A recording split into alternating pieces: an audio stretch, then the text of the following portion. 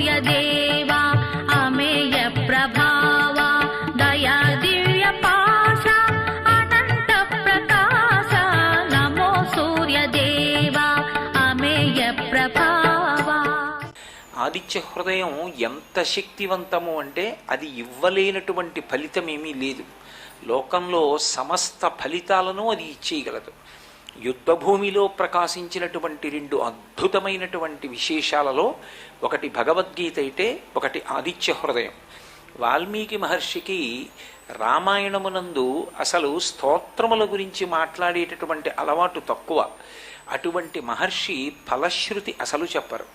అటువంటి వారు కొన్ని ఘట్టములకే ఫలశ్రుతి చెప్పారు. సుబ్రహ్మణ్యోత్పత్తికి, గంగావతరణానికి, ఆదిత్య హృదయానికి, ఇటువంటి వాటికి మాత్రమే ఫలశ్రుతి చెప్పారు.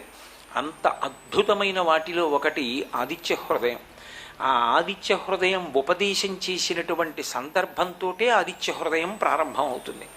31 శ్లోకాలతో ఉన్నటువంటి ఆదిత్య హృదయాన్ని ఉపదేశం చేసే ముందు అగస్త్య మహర్షి తన శిష్యుణ్ణి ఆర్తితో పిలిచి, పరమ ప్రేమతో పిలిచి, ఆయన అసలు ప్రారంభం చేస్తూనే రావణ వధ జరిగి తీరుతుంది, దీనిని మించినటువంటిది లేదు, ఇది పరమరహస్యము. పరమరహస్యము అంటే గురువు నుండి ఉపదేశమును స్వీకరించవలసినటువంటిది అని అర్థం. అందుకే ఆదిత్య హృదయం మామూలుగా చదువుకోవడం మంచిదే, నేను కాదంటలేదు. కానీ ఆదిత్య హృదయాన్ని గురువు గారి దగ్గర ఉపదేశం తీసుకోవడం మరింత శ్రేయస్కరం. అగస్త్య మహర్షి తతో యుద్ధ పరిశ్రాంతం సమరే చింతయా స్థితం రావణంచాగ్రతో దృష్ట్వా యుద్ధాయ సముపస్థితం దైవతైశ్చ సమాగమ్య ద్రష్టుమభ్యాగతోరణం ఉపాగమ్య బ్రవీద్రామ అగస్త్యో భగవాన్ ఋషి రామ రామ మహాబాహో శృణుగృహ్యం సనాతనం ఏన సర్వాన్ నరీన్ వత్సా సమరే విజీష్యసి అని ప్రారంభం చేస్తారు. తతో యుద్ధ పరిశ్రాంతం సమరే చింతయా స్థితం. యుద్ధభూమిలో నిలబడి ఉన్నటువంటి రాముడి దగ్గరికి పరమ ఆర్తితో, ఎంతో వాత్సల్యంతో, ఆవుకి తన దూడ మీద ఎంతటి ప్రేమ ఉంటుందో గురువుకి తన శిష్యుడి మీద అంత ప్రేమ ఉంటుందిట. అందుకని అంతటి వాత్సల్యంతో గబగబా గగనమండలం నుండి యుద్ధభూమిలోకి దిగొచ్చారు. వచ్చి అగస్త్యుడు రాముణ్ణి పిలుస్తున్నాడు. రామ రామ మహాబాహో శృణుగుహ్యం సనాతనం. సనాతనమైనది, రహస్యమైనది ఆదిత్య హృదయము.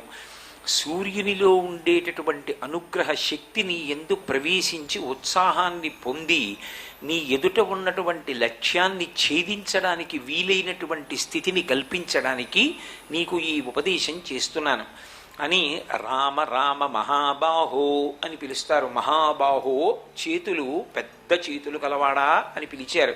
ఎందుకని? రాముని చేతులు ధర్మ సంస్థాపన కొరకు నిలబడి ఉంటాయి. అటువంటి మహానుభావుడైనటువంటి రాముడి చేతుల యొక్క శక్తి ఆ ధనస్సు పట్టుకోవడంలో, బాణాలను విడిచిపెట్టడంలో ప్రచోదనమై అది రావణ వధకు కారణం కావాలి. ఒకసారి పిలవరు రామ అని. రామ రామ మహాబాహో అంటే గురువుగారి యొక్క సంతోషం, ఆ శిష్యుడు గట్టెక్కిపోవడానికి, శిష్యుడు విజయం సాధించడానికి కావలసిన దాన్ని నేను ఉపదేశం చేసేస్తున్నాను.